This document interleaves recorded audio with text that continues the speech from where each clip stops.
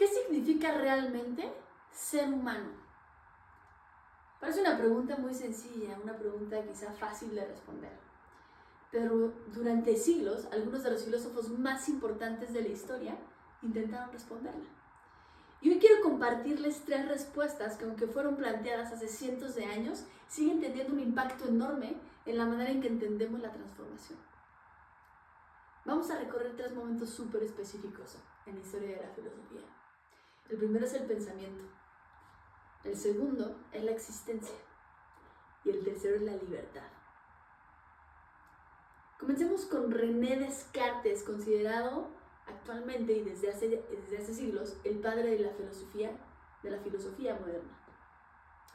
Descartes vivía en una época donde prácticamente todo lo que se aceptaba venía impuesto por una autoridad. Lo decía la iglesia, lo decían los grandes pensadores y la gente simplemente lo creía. Pero Descartes se hizo una pregunta completamente distinta. ¿Existe algo de lo que pueda estar absolutamente seguro? Y para responderla creó lo que hoy conocemos como la duda metódica. Su método consiste en algo muy simple, pero también súper poderoso. Dudar de todo. Dudar de lo que veía, de lo que escuchaba, de lo que decía. Incluso llegó a dudar de sus propios sentidos. Porque decía, si alguna vez mis propios sentidos me han engañado, ¿cómo puedo estar completamente seguro de que siempre dicen la verdad? Y entonces llegó a una conclusión que cambió la historia de la filosofía. Mientras dudo, estoy pensando. Y si estoy pensando, entonces existo. Y es ahí cuando nace su famosa frase: pienso y luego existo. Con esta idea Descartes nos dice algo muy importante. La primera certeza no está fuera, está en el sujeto que piensa. La razón se convierte en el punto de partida del conocimiento. 200 años después aparece Martin Heidegger. Y Heidegger dice algo muy interesante. Y él empieza a pensar, bueno, está bien preguntarnos cómo conocemos el mundo. Pero hay una pregunta todavía mucho más profunda.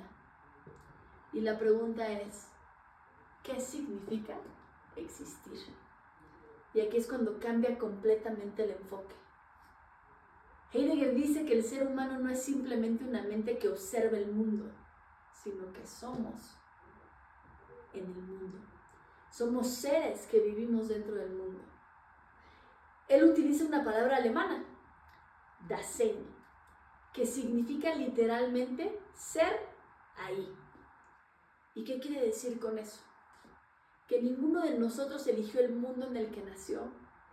No elegimos la familia, no elegimos el idioma, no elegimos la cultura, tampoco elegimos la época. Llegamos a un mundo que ya tenía significados antes de que nosotros existiéramos. Fuimos arrojados al mundo. Y de ese mundo aprendemos a interpretar la realidad. Por eso Heidegger dice que comprender al ser humano no consiste solamente en entender cómo piensa, sino consiste en comprender cómo existe. Y esa existencia nunca está terminada. Siempre estamos convirtiéndonos en alguien, siempre estamos eligiendo, siempre estamos abiertos a nuevas posibilidades. Incluso nuestra historia forma parte de quiénes somos.